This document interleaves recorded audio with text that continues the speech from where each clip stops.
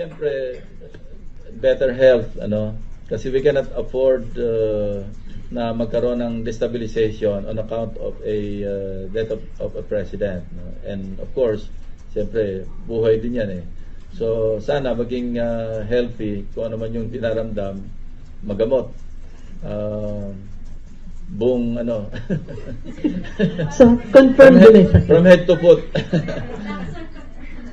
So, sir, may sakit talaga si Presidente? No, I'm not saying that. Sabi ko lang, ano, sana maging healthy, or kung hindi healthy, maging ma-cure yung kung ano man yung dinaramdam. Pangalawa, continue doing the good things and do away with the bad things.